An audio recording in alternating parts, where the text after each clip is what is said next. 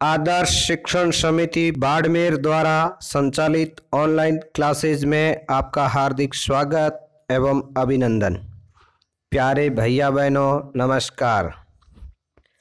आज हम कक्षा चतुर्थी विषय हिंदी रचना अध्याय 2 क्रिया के बारे में अध्ययन करेंगे।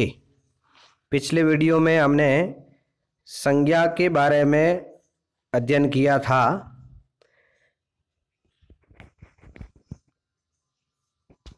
क्रिया का मतलब होता है जिस शब्द से किसी काम का करना या होना पाया जाता है उससे क्रिया कहते हैं। क्रिया विकारी शब्द है, अतः लिंग वचन पुरुष आदि के कारण इसके रूप बदलते हैं। क्रिया में लिंग हिंदी की एक विशेषता है। वाक्य में क्रिया ही सबसे प्रमुख शब्द होता है।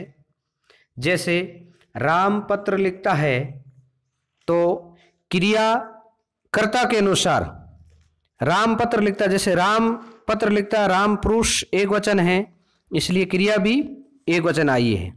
सीता पत्र लिखती है तो सीता क्रिया सीता के अनुसार आई है। जैसे सीता स्त्रीलिंग है तो क्रिया भी स्त्रीलिंग है। लड़के मैदान में दौड़ते हैं, यहाँ कर्ता बहुवचन है तो क्रिया भी बहुवचन में है। लड़कियां मैदान में दौड़ती है, कर्ता भी बहुवचन है स्त्रीलिंग में है तो क्रिया भी बहुवचन में स्त्रीलिंग में है। क्रिया के भेद कक्षा चतुर्थी में विस्तृत से पूर्ण क्रिया का चैप्टर बहुत बड़ा है, लेकिन इस कक्षा के लेवल के अनुरूप ही अपन अध्ययन करेंगे।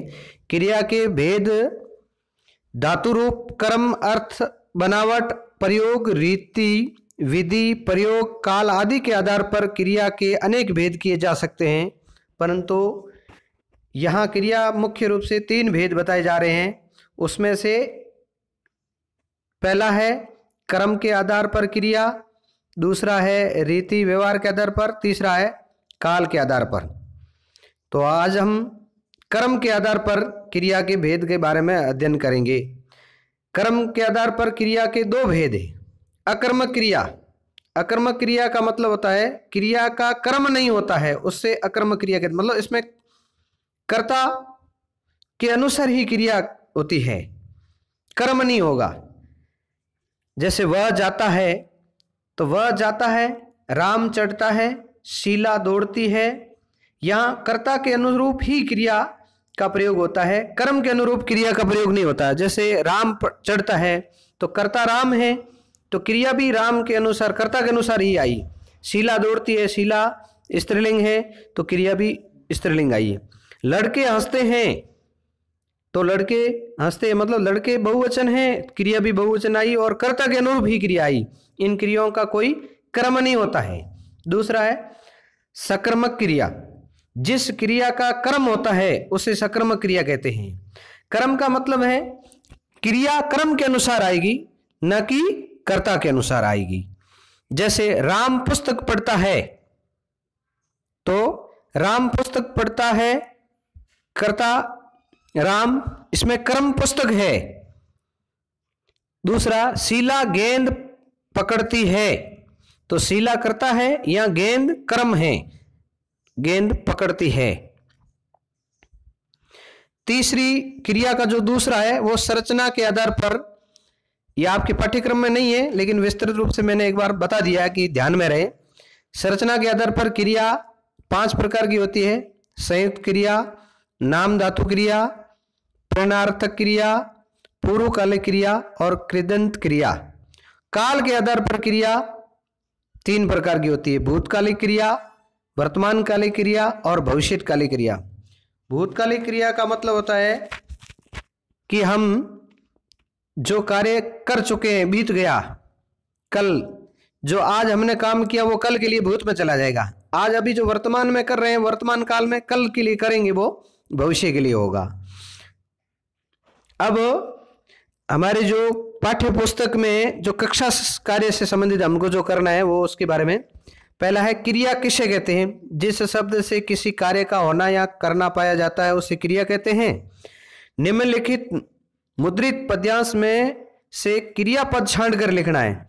एक बार इस पद को अपन पढ़ेंगे।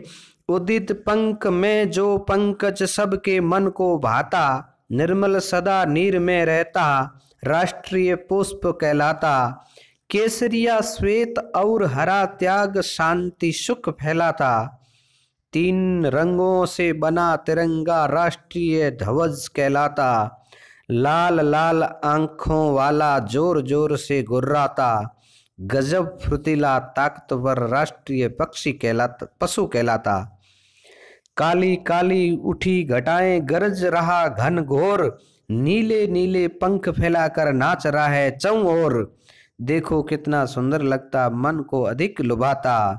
तो इस पद के अंदर जो क्रिया शब्द आए हैं उनको हमको छांट करके नीचे लिखना है।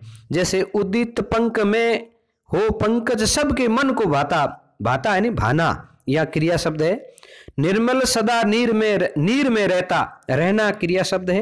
राष्ट्रीय पुष्प कहलाता, कहलाना ये क्रिया शब्द है। केसरिया श्वेत और हरा त्याग शांति सुख फैलाता, ये फैलाना क्रिया शब्द है।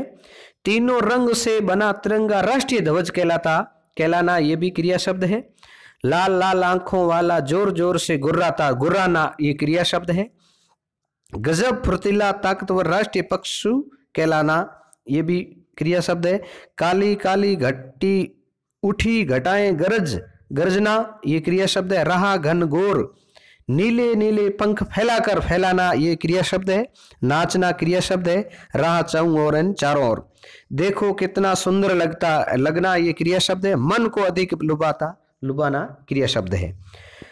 अगला तीसरा प्रश्न है, ऐसे 10 क्रियापद लिखिए जो उपयुक्त गद्यांश में से नहीं आए। अपन ने जो ऊपर पद्यांश पढ़ा है इनमें से वो क्रिया शब्द नहीं आए, अन्य हमको दूसरे ऐसे 10 क्रिया शब्द लिख, जैसे हंसना, खेलना, कूदना, दौड़ना, पढ़ना, भागना, चलना, रोना, सोना, बैठना, उठना, बढ़ना आदि ये जो क्रिया शब्द है।